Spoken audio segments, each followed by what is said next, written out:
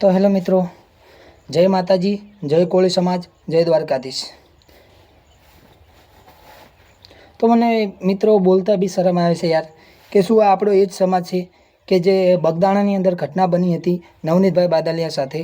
તો બધો સમાજ એક થઈ અને નવનીતભાઈને ન્યાય મળે તે માટે કાર્ય કરી રહ્યા હતા।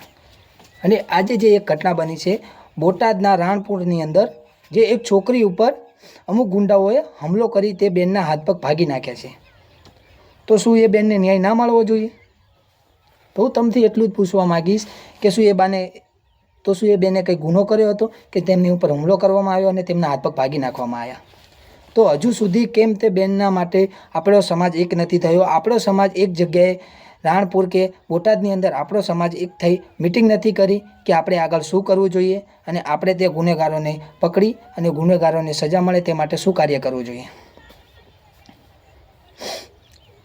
તો મારા સમાજ બધા 18 સમાજને એટલું જ કહેવા માગીશ કે ફરીથી કોઈ બેન દીકરી ઉપર આવું ના થાય, એટલા માટે બધા એક થાવ અને તે બેનને ન્યાય મળે તેના માટે આપણે કાર્ય કરવાનું છે। અને હા મિત્રો, જો તમે આવી રીતે ચૂપ બેસી રહેશો તો આવા ને આવા કાર્ય દુષ્કર્મો તો થતા જ રહેવાના છે।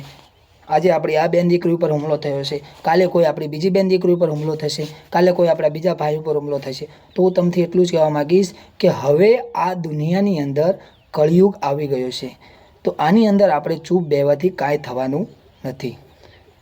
એક ગુનો થશે એને સજા દેવડાવશું તો બીજો ગુનો થતાં 100 વાર વિચારશે। જેમ કે આપણે અત્યારે વિરંગામ તાલુકાના થોરી ગામના જેમ કે પિન્ટુ કોળી સમાજના આગેવાન છે, એન્ડ બાવળાના ભાવનગરના એન્ડ શૈલેષ મેળ છે, જેમ કે ભાવનગર સાઈડના આપણા ચિરાગભાઈ ઝાલા છે, જેમ કે ભાવનગરના ધારાસભ્ય જેમ કે આપણા હીરાભાઈ સોલંકી છે। તો એ બધા આપણા સમાજ માટે સારા કાર્ય કરી રહ્યા છે।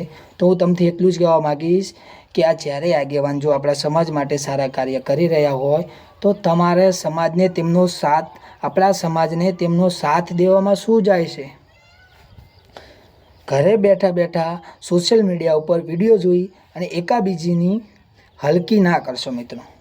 જેમ કે અત્યારે હું વિડીયો બનાવી રહ્યો છું, તો કોઈ આ મારો વિડીયો જોશે તો કોઈ કેવો મેસેજ કરશે કે આ તો નવરા છે, કામ ધંધો નથી, એટલા માટે આવા વિડીયો સોશિયલ મીડિયા ઉપર મૂકે છે અને પૈસા કમાવા માટે મૂકે છે। તો ના મિત્રો, મારો લક્ષ્ય એટલું જ છે કે મારો સમાજ સુરક્ષિત રહે, 18 સમાજ સુરક્ષિત રહે, ફરી કોઈ બેન દીકરી ઉપર આવો હુમલો ના થાય અને કોઈ બેન દીકરીનું કોઈ ફરીથી નામ ના લે। એટલા માટે હું મારા સમાજ એન્ડ 18 સમાજને કહું છું કે એક થાવ અને ફરીથી આવો કોઈ સાથે દુષ્કર્મ ના થાય।